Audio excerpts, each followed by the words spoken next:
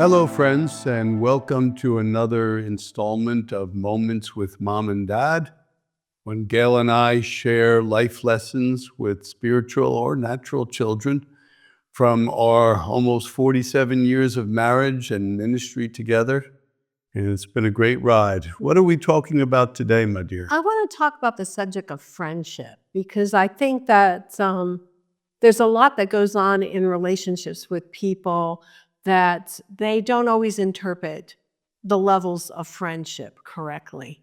And so I want to read a portion of scripture. I'm going to read it out of 3 versions because I like the way some of the other versions say it as well. But King James says, a man who has friends must himself be friendly, but there is a friend who sticks closer than a brother.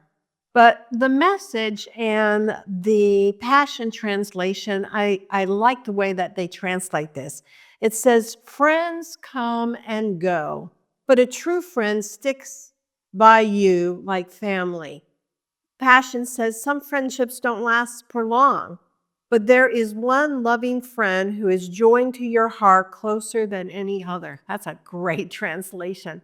And so I have found in my life that sometimes, especially because certain behavioral styles are more loyal in friendship, because they're highly relational, they don't always interpret some of the ebbs and flows in how intimacy changes in friendship. And the other thing that I think of that I want to bring a point to in this topic is in our culture, we use the term friend very loosely. Everyone's our friend. And really, it's a covenant term.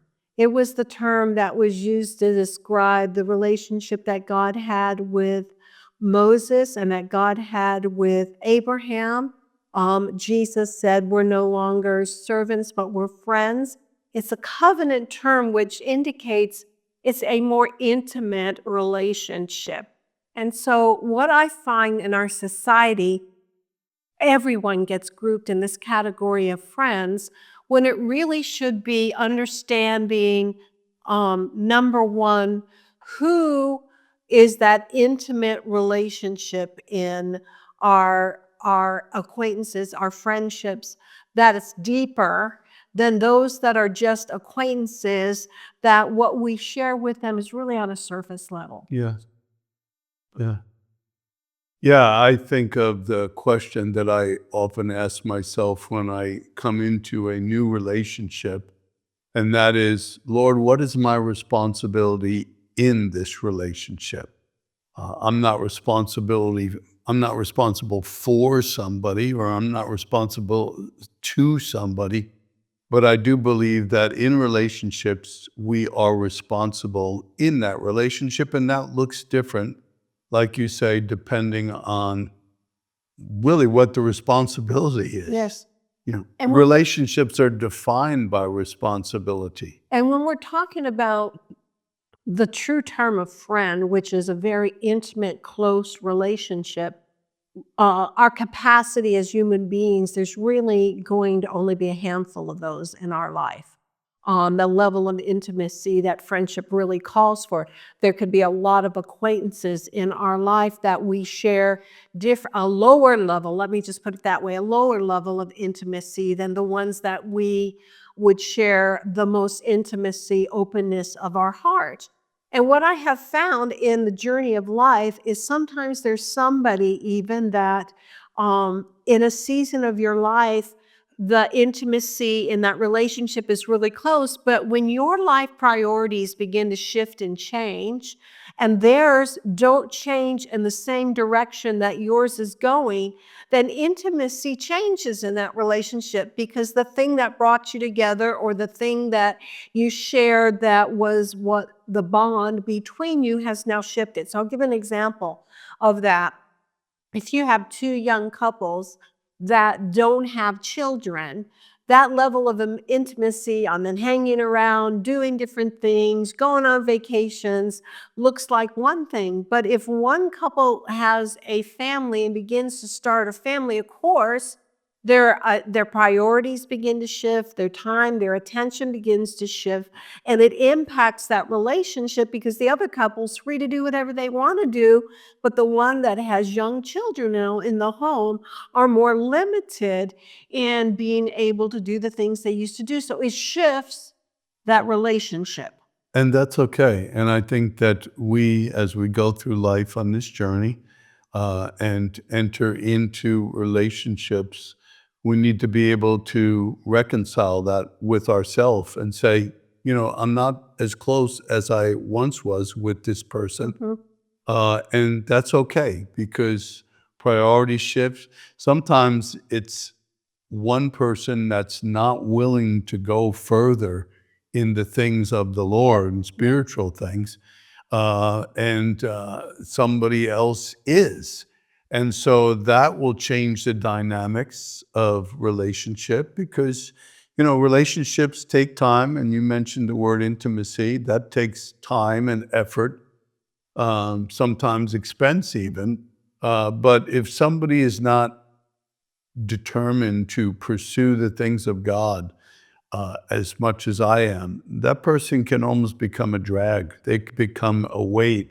And it's necessary for that friendship to change. Yeah, to shift. I found also sometimes that there were people I was pursuing for a closer relationship. And I found myself, I was always the one making the effort to try to find time with them, to connect with them. And they weren't making an equal effort. It made me stop and say, you know what? I think I have more value in this relationship than they have in this relationship because they never pursue time with me. I'm always pursuing time with them. And it made me stop and look at that relationship and say, then do I want to extend myself, continue to extend myself the same way that I'm trying to in this relationship? Yeah, I think reciprocity is huge for me. And that's what I look for in any relationship because it's a give and a take. It's giving and receiving in a healthy relationship. The Bible talks about koinonia. It's a participation, a sharing together, a very powerful word. And so when one person is doing all the giving and not really receiving back, then it becomes unequal.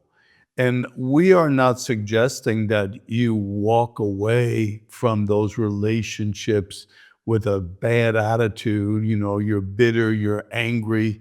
Uh, but what we are saying is that we just recognize when seasons change and be good with that within our own self.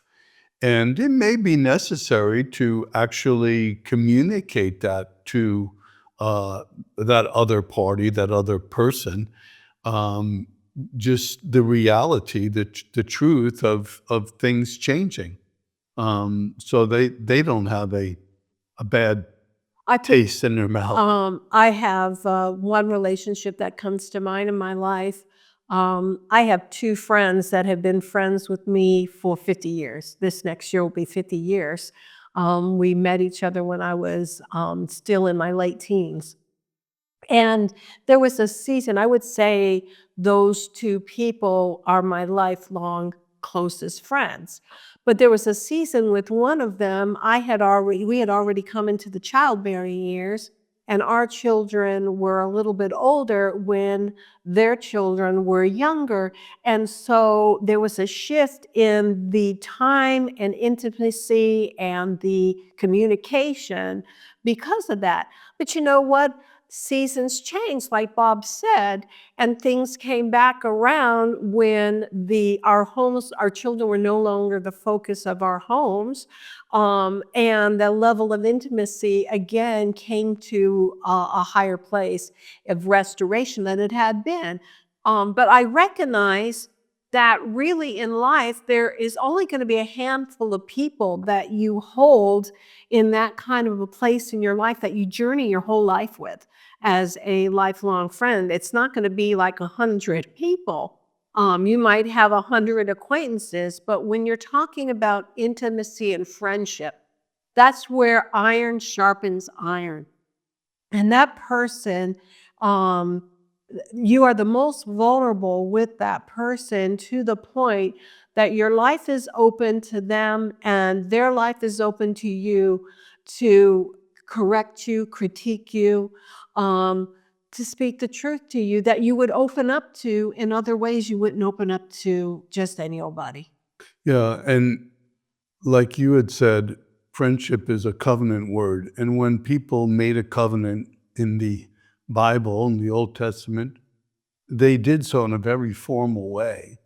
And so even in a friendship, we have been married for 47 years and we made vows to one another as a sign of that covenant.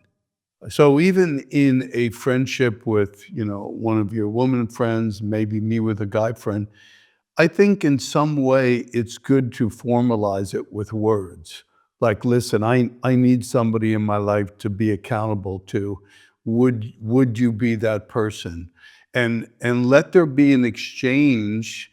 It doesn't have to be formal, the giving of rings or anything, but it should be an understanding that, listen, I need you. Are you willing to be this in my life? And I'm willing to be this in your life. And those sort of things are done through words. And so I think that that's important. I think the overall thing that I would want to impart to you that are listening is um, just a realization that we do have a lot of acquaintances in our lives, but what is a true friend? Because the Bible tells us, and what we said, they stick closer than a brother. There's somebody who's walking life out with you. That's what Bob is talking about. And being able to, I think it's very healthy for us to be able to look at the people in our lives, and it's all right to look at the level of friendship with them, because your time that's given to those people is going to be determined by where they are in that level of intimacy with you in your life journey.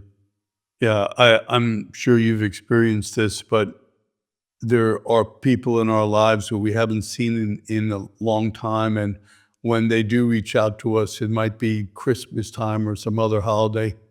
It begins with an apology. Oh, I'm so sorry that we haven't been in touch and all. I don't think that friendships, it's okay to apologize when you've done something wrong. But friendships that continue and they're nothing but apologies back and forth, I just wonder How healthy about healthy or what level of friendship really is it? exactly, because I think that there is an understanding in a healthy friendship that, hey, we haven't been in touch in a while, but life happens, right? Instead of always in getting reacquainted with an apology this, apology that. When I find myself in a relationship where I'm apologizing all the time, it's time to do a little checkup. I I also want to just say this, that there are a couple women in my life that I would say are in the next level of intimacy from my two closest lifelong friends. We might not see each other for a period of time, but immediately when we're together, we hook up at the same place of heart communication and intimacy. And so I just encourage you, it's all right to recognize that sometimes in our life there are relationships that wane, and that they go from a place of a tight intimacy maybe to a much lesser place in our life because, as we said, seasons change, priorities change. There's no guilt in that. Yeah, their walk with God shifts, their occupation in what they're putting their time and their energy shifts, and it changes the dynamics of the level of intimacy. And so, really, in this episode of Moments with Mom and Dad, it's really just to bring some freedom to you and also encourage you. It's all right to look at your friendships that you have and realize where I'm going to spend the most of my time, who's going to get the most of my energy. In coaching, we do this because one of the accounts we do is a friendship account. Number one, there should be time in your life that's being taken for replenishing relationships. in your life. But the other is being able to look at all the relationships and say, okay, how am I going to spend my time with these relationships? Who gets more of the quality time? And how do I divvy out the time in my life with these other relationships? And that's just an important thing for us to be able to have a peace about. Man, that's great stuff. Well, we hope that you're enjoying these moments with mom and dad. We're doing these for our friends and our partners that are around the world. And we hope that you're being blessed by them. And we ask that you would share these with other people that will also be benefited. Be sure to check out our website. We have blogs going up there all the time. We have different teachings, all sorts of features on our website. And lastly, we'd love to hear from you, what these are meaning to you, your prayer requests, your comments, just any good word of encouragement you'd like to share. We want you to know today that we love you and we pray for you and we thank God for you as our partners. And until we see you in the next moments, be blessed. All